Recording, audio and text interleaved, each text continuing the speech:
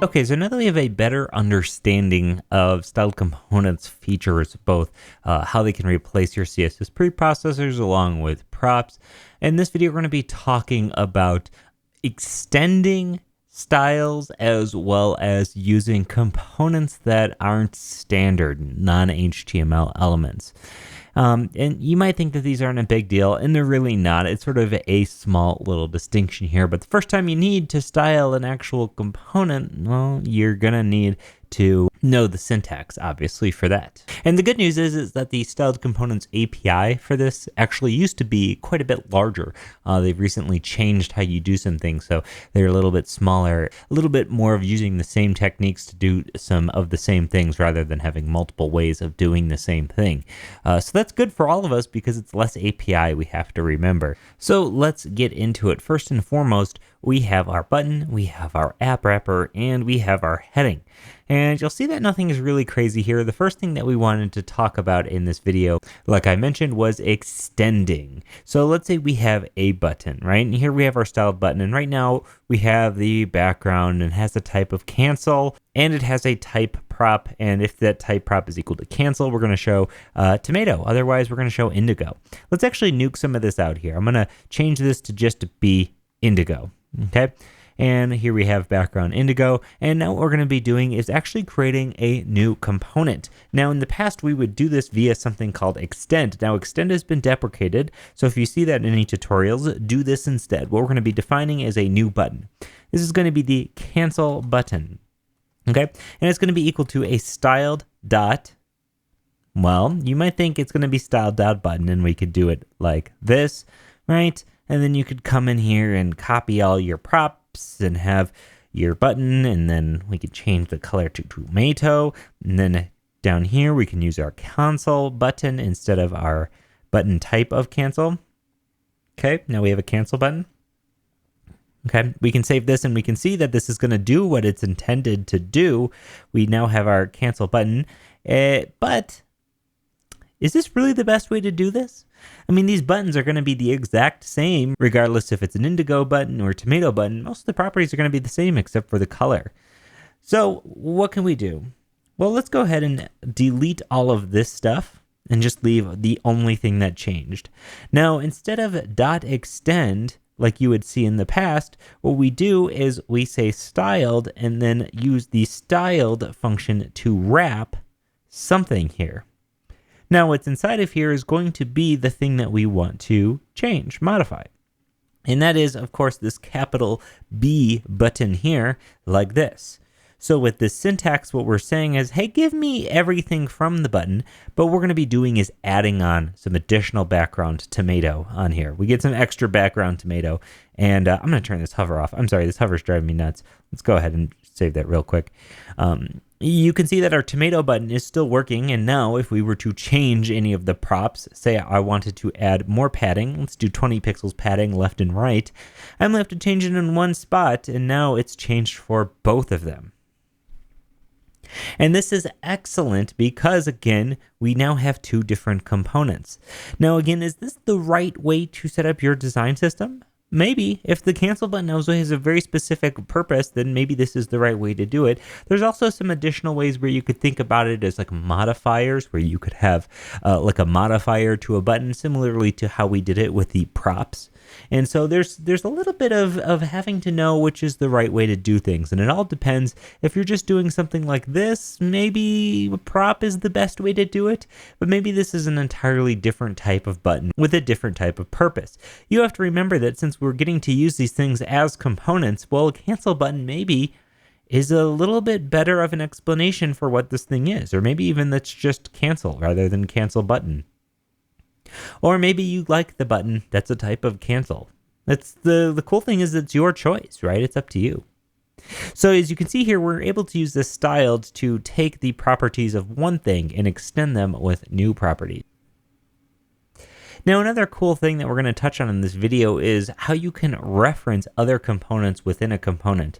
For instance, we have our app wrapper here, and you might be thinking, hey, it'd be really cool if I could say, hey, any single button inside of my app wrapper needs to behave this way. Now, granted, in this particular instance, you're probably not going to want to do that. But let's say you are in a situation where every single time you have a particular component inside of another component, you want to reference that previous component. Now, since we don't have access to class names, we can't necessarily do something like button, right? Granted, you could give your button a class name of button, but that's sort of defeating the purpose here. And we can certainly use class names nested in here. That's absolutely a totally valid use case. However, we don't know the class name of our button up top here. So how do we access it? Well, it's actually very, very, very easy. We just need to use the variable that references it. And styled components is smart enough that it's going to take care of everything for us. So just like we've done so far, we can use JavaScript string interpolation to use a variable in here. So if we do something like $bracket, and then let's say we want to affect all of the buttons in here, we could say button, right, to reference this variable here, and then we can simply have our standard CSS. So this may look funky, but we're saying, hey, inside of this string, we have this variable, and styled components is going to be able to extrapolate what classes are there based on this. And now we can say, hey, every single button inside of margin wrapper is going to have a margin bottom of 2 rems. If we save this, you can head back and you can see we now have some margin bottom between these two. So let me linger on this a little bit so you can see it. We're simply referencing this component via a JavaScript variable. Okay, so we've come through a couple of things. We have our style extended, and we have the usage of referencing other components. Now, one last thing I wanted to talk about in this video before we really take home some of the basics here in terms of what you can do with styled components is talking about referencing actual React components. Let's go ahead and quickly create a new React component. I'm just going to do const. I'm just going to call this fake is equal to, and seriously, this is going to be the most bare bones component ever. We're simply just going to have a div, and this div is going to have an h2, and it says I'm a fake component, okay? And so we have our fake component here. Let's come up top, and let's go ahead and use this fake component in here. I'm going to throw it in just below my heading, just so we have it in here. We should be able to see this thing being used. I'm a fake component. Now let's say we wanted to style the fake component. Now you could do a couple of things. We could start styling the divs here with a new styled component, or you could style the fake component directly. So how do we style a component here? Well, we simply just need to use our handy function just like we did with our button. So let's go ahead and just do a new const, and we'll call this double fake. Okay, and double fake is just going to be a version of fake that's going to be styled. And we're going to say, hey, that's a styled version of fake. Okay, so instead of passing in another styled component, sure enough, we actually have another actual React component. And let's go ahead and give this a color of red. And you know what, since this I think was an H2 inside of here, yeah, H2, we can go ahead and actually target that H2 directly and say, hey, that H2 needs the color of red, okay? And then now instead of our fake inside of our code, we can use double fake. So let's go ahead and say double fake right here. So double fake is the styled version of fake with a red H2. And when we head back to our code, you're going to see that it can't create the double fake. Let me move const fake up top here, so that it's a little bit higher up. Let me put it above everything like this. There we go. And here. Now, you might be concerned because we don't have a red I'm a fake component. And, well, here, sure enough, well, we did wrap our component in styled fake. And if you were to inspect this with React, you can see it is using the fake component and it is getting some class names on there. The only thing is if you peer into this div, which is what needs the styles, there's no class on the style. There's no class on the div, I should say. If you look at the elements panel too, you're going to see no class on this div.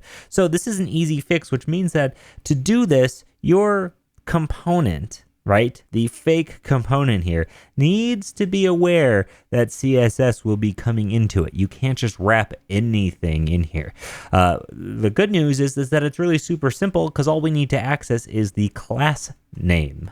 So we can have class name that's coming in as a prop, and we can simply use class name as a value on div. So class name is now going to be equal to class name. The class name props are coming in via style components and then getting added to this div. Now the cool thing is that we can still use fake. Let me even duplicate double fake and use fake without the style, and it's going to work fine.